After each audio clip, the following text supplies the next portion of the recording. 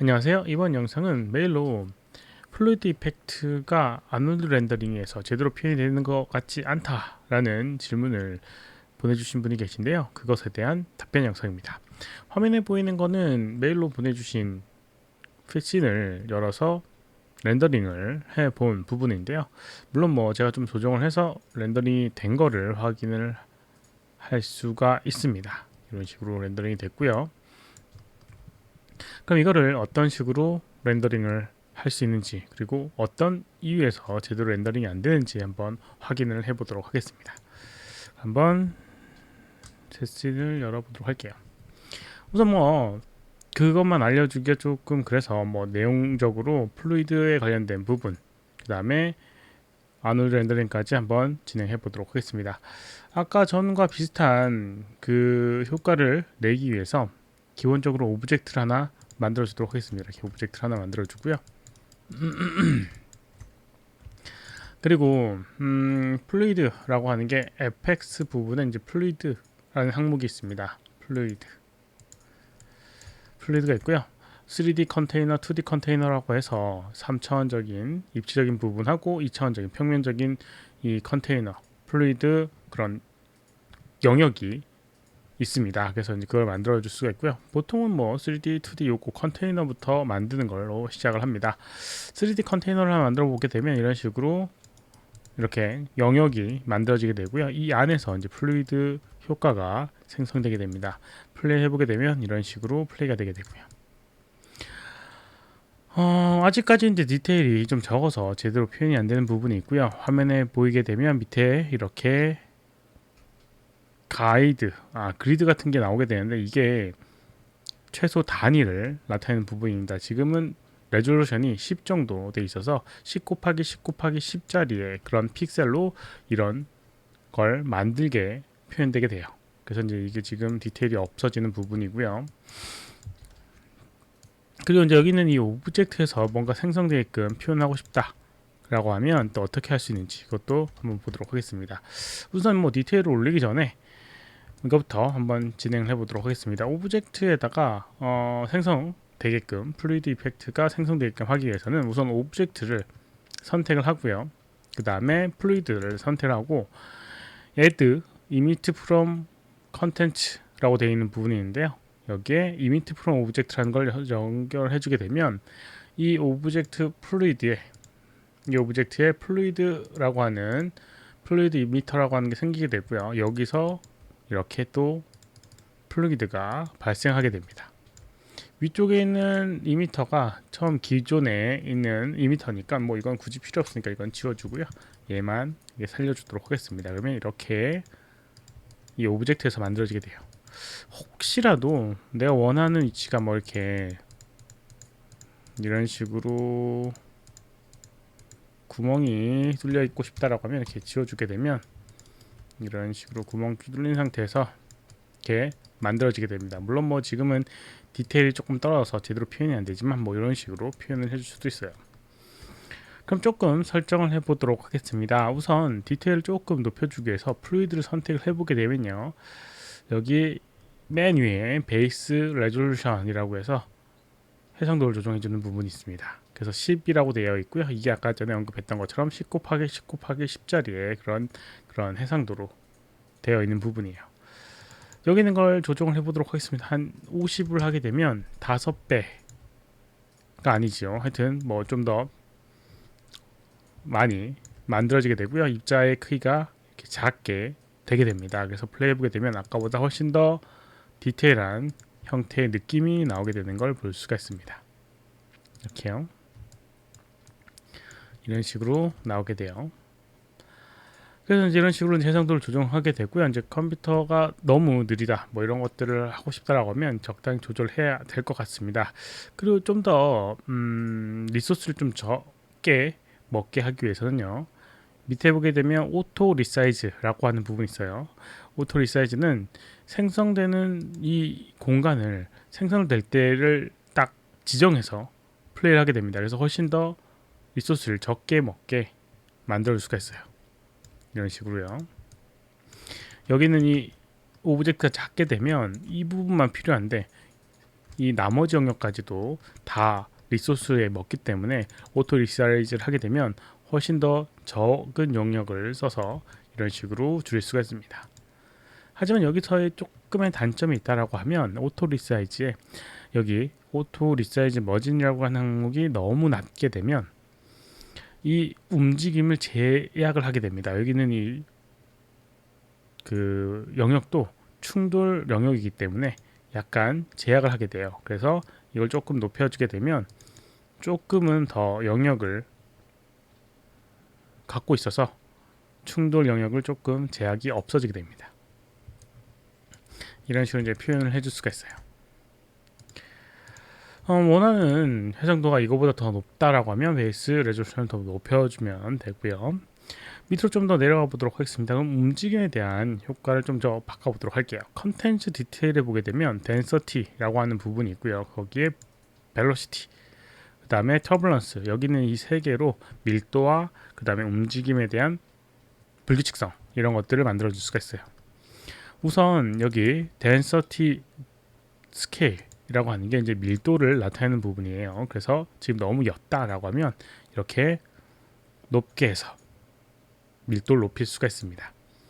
뭐 그렇다고 해서 이거를 밀도가 높아진다고 해서 여기는 이 입자가 막 생기는 건 아니기 때문에 큰 의미가 없을 수도 있어요. 그리고 이제 VOC라고 하는 게 부력을 나타내는 부분이고 여기 있는 값이 높으면 좀 더 빨리 위로 올라가게 됩니다. 이렇게요. 만약에 낮게 되면 아래로 내려가게 되고요. 그래서 이제 공기보다 무겁다, 그 다음에 가볍다라는 걸 이 VOC라는 속성으로 만들어주게 됩니다.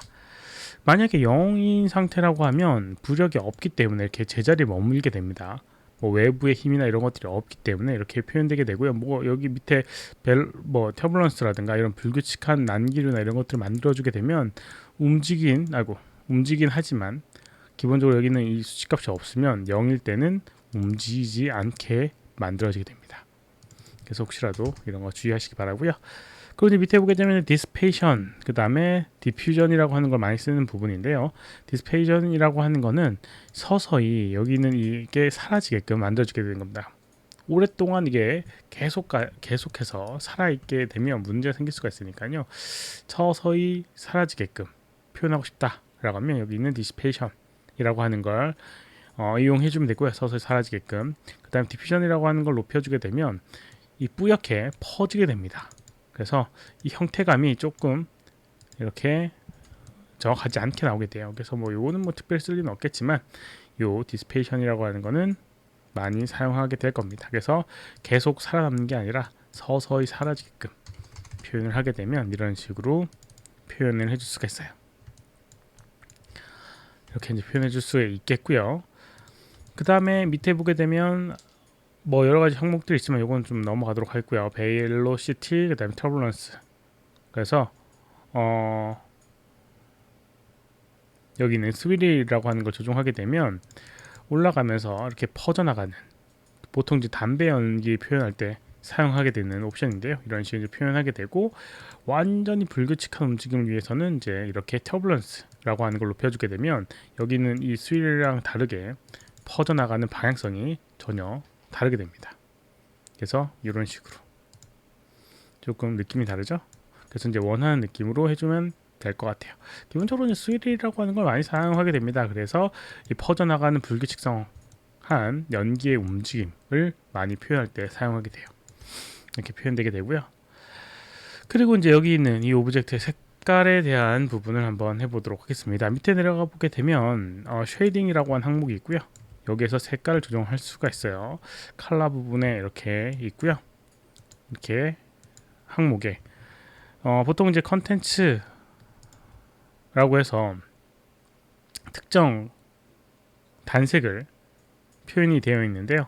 만약 이걸 이 덴서티라는 걸 바꾸게 되면 밀도에 따라서 색깔을 조정할 수가 있습니다. 예를 들어서 이 항목의 아랫부분, 밀도가 높은 부분과 낮은 부분의 색깔을, 약간 낮은 부분은 이렇게 빨간색, 밀도가 높은 부분은 이렇게 파란색을 하게 되면 밀도가 아래 생성될 때 높을 거예요. 그때는 파란색이 되게 되고요. 서서히 빨간색으로 만들어지게 되는 걸 볼 수가 있습니다. 이게 정확하게 어떤 밀도에 따라서 이 기준은 인풋 비아스라고 하는 걸 이용해서 조정할 수가 있어요. 그래서 이걸 조금 높이게 되면 밀도의 그 범위, 이 푸른색의 부분의 범위를 조금 조정을 해서 이런 식으로 표현을 할 수가 있습니다. 너무 한쪽으로만 치우친 것 같다라고 하면 조정해 주면 돼요. 이런 식으로 색깔을 조정을 할 수가 있습니다. 근데 이제 이게 밀도가 너무 낮은 것 같다라고 하면 이럴 때 이미터라고 하는 부분, 플루이드 이미터라고 해서 여기 있는 이 생성되는 여기 베이직 이미터 어트리뷰트라고 하는 속성에서 레이트를 조금 높여주면 돼요. 그래서 만약에 1000이라고 하게 되면 여기는 이 생성되는 양이 굉장히 많아지게 됩니다. 물리적으로요. 그래서 이제 이런 식으로 밀도의 차이가 확연히 차이가 나게 될 겁니다. 그래서 이제 이런 것들도 사용을 해주시면 될 것 같아요. 그리고 이제 렌더링을 한번 해보도록 하겠습니다. 아놀드 렌더링으로 렌더링 해보게 되면 이렇게 렌더링이 안 나와요. 알파 값을 클릭해보게 되면 렌더링이 된 걸 볼 수가 있는데 칼라 값은 안 나오는 걸 볼 수가 있습니다.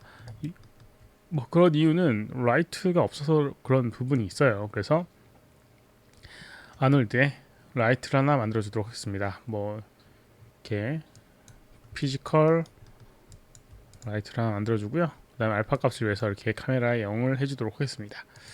그럼 이제 렌더링을 한번 해보도록 할게요. 렌더를 하게 되면 이렇게 렌더링이 되는 부분을 볼 수가 있는데 역시나 아무것도 안 나오는 걸 볼 수가 있어요. 이걸 이제 나타나게 해준 방법은 이제 두 가지 방법이 있는 것 같아요. 첫 번째 방법은 여기는 이 라이트의 컬러를 높여주는 방법이 있고요. 그 다음에 여기 있는 이 오브젝트의 인캔디스라고 해서 약간 빛나게끔 표현해주는 부분이 있습니다. 여기 인캔디스네, 여기 인캔디스 인풋 템퍼러처를 역시나 덴서티로 바꾸게 되면 이런 식으로 밀도에 따라서 높은 부분은 노란색으로, 낮은 부분은 검은색으로 이렇게 바뀌어서 약간 불같은 느낌을 기본적으로 세팅이 되어 있는데요. 이렇게 만들어지게 돼요. 그러면 화면에 보이는 것과 조금 다르게 나오게 될 겁니다. 칼라 값은 기본적으로 소프트웨어에서는 변향이 있는데 아놀드에서는 그 표현이 조금 한계가 있는 것 같아요. 렌더링 했을 때 이렇게 여기 있는 이 칼라 값과 실제로는 보여지는 부분은 이렇게 보여지게 됩니다. 이렇게 보여지게 되는데 디스플레이 되는 거는 이제 소프트웨어 렌더링을 했을 때 거의 비슷하게 되는데 아놀드 렌더링은 조금은 다르게 나오게 되는 걸 볼 수가 있어요. 그런 부분이 있고요. 그 다음에 여기 있는 이 오브젝트의 라이트를 조금 높여주게 되면 조금 더 표현이 되게 됩니다. 그래서 선택을 해보고 여기 있는 걸 다시 돌려주게 되면 렌더링 했을 때 이렇게 거의 노란색 나오네요. 여기서만 나오는 건가?